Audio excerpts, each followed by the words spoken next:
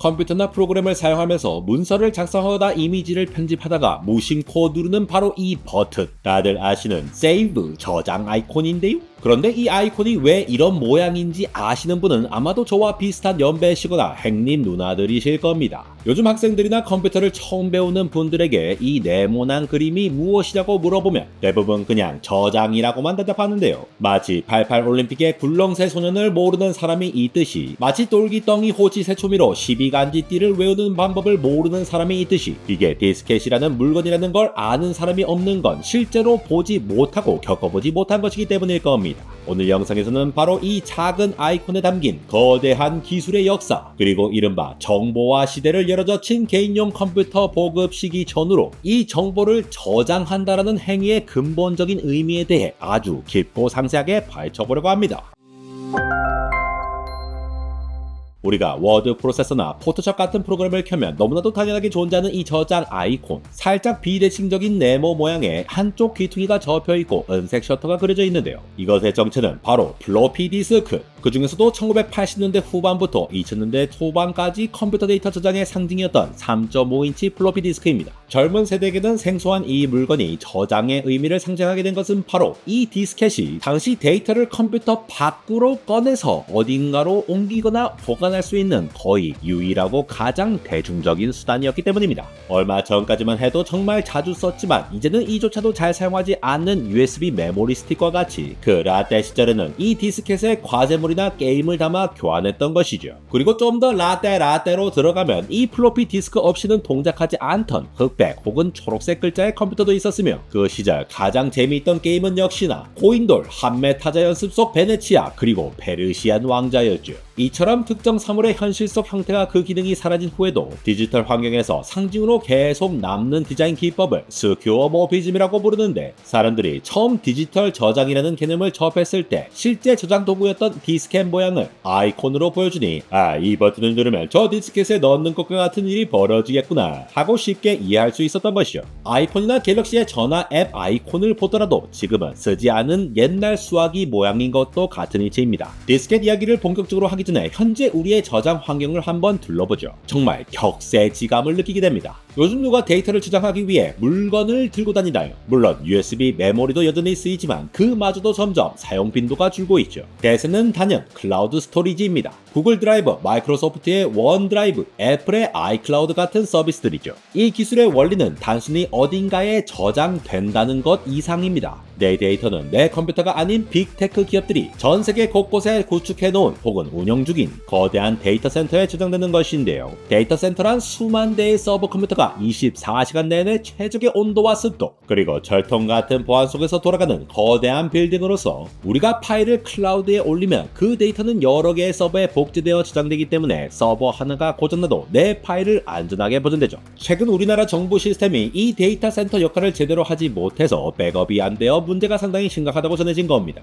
물론 물리적인 저장 배치도 여전히 중요합니다. 특히 대용량 데이터를 빠르게 안정적으로 다뤄야 하는 전문가들에게는요, 포터블 SSD가 대표적입니다. 과거의 수많은 저장 장치들은 실제 기계적으로 움직여서 디스크를 읽는 등의 동작들이 많았는데, SSD의 특징은 움직이는 부품이 없다는 거죠. 내부에 수많은 플래시 메모리 반도체가 있어서 전기적 신호만으로 데이터를 읽고 쓰기 때문에 모터로 디스크를 돌려야 했던 과거의 저장 장치들과는 달리 비교할 수 없을 정도로 빠르고 충격에도 강하죠. 더 나아가서는 여러 개의 하드디스크를 묶어 개인용 클라우드처럼 사용하는 NAS 같은 장치를 쓰는 사람들도 늘고 있고요. 이렇게 보면 지금의 저장은 물리적인 실체에서 벗어나 네트워크를 통한 접근이라는 개념으로 진화하고 있는 셈입니다. 자, 그렇다면 근본적인 질문을 던져보겠습니다. 우리가 파일을 저장한다고 할 때 컴퓨터 내부에서는 대체 무슨 일이 벌어지는 걸까요?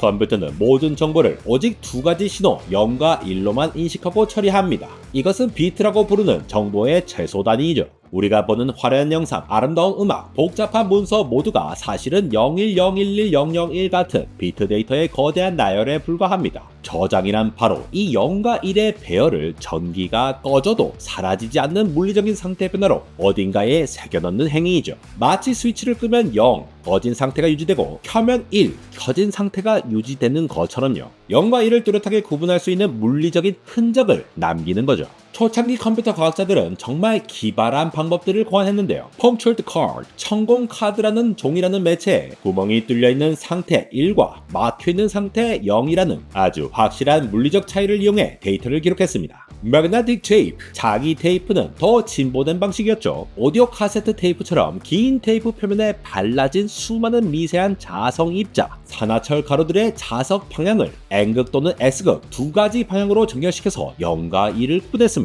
이 마그네티즘, 자기를 이용해 물리적 상태를 바꾸는 아이디어가 바로 플로피 디스크의 핵심 원리로 이어지게 됩니다. 1960년대 후반 IBM의 엔지니어들은 크고 비싼 컴퓨터에 시스템 프로그램을 빠르고 저렴하게 공급할 방법을 찾고 있었습니다. 이때 등장한 것이 바로 작고 유연하며 값싼 자기 기록 매체였죠. 1971년 마침내 최초의 8인치 플로피 디스크가 탄생합니다. 그렇다면 이 디스크는 어떻게 데이터를 읽고 썼을까요? 그 핵심 원리는 전자기 유도입니다. 말로만 들으면 어렵지만 차근차근 풀어보면 아주 흥미롭죠. 먼저 디스크 표면을 상상해보세요. 이 둥근 플라스틱 필름 위에는 눈에 보이지 않는 아주 작은 자성가루, 자성 입자들이 빽빽하게 덮여 있습니다. 처음에는 이 가루들이 제멋대로인 방향을 향하고 있죠. 이제 디스크 드라이브 안에 있는 아주 작은 전자석, 읽기 쓰기 헤드가 등장합니다.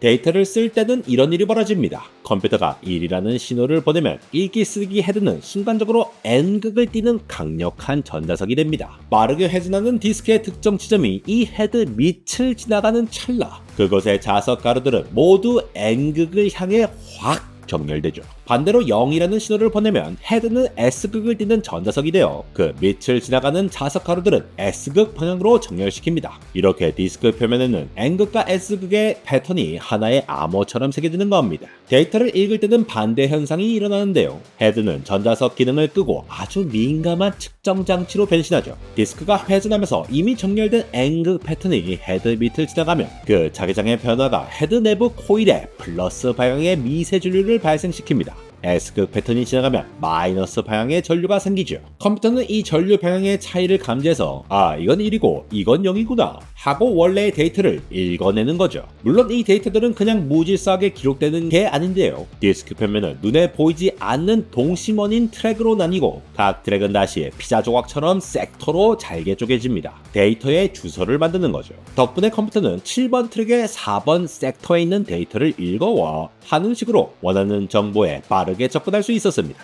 8인치 디스크 이후 5.25인치를 거쳐 1980년대에는 딱딱한 케이스로 안정성을 높인 3.5인치 디스크가 시장을 평정합니다. 우리가 가장 흔하게 기억하는 3.5인치 고밀도 HD 디스켓 용량은 바로 1.44MB였습니다.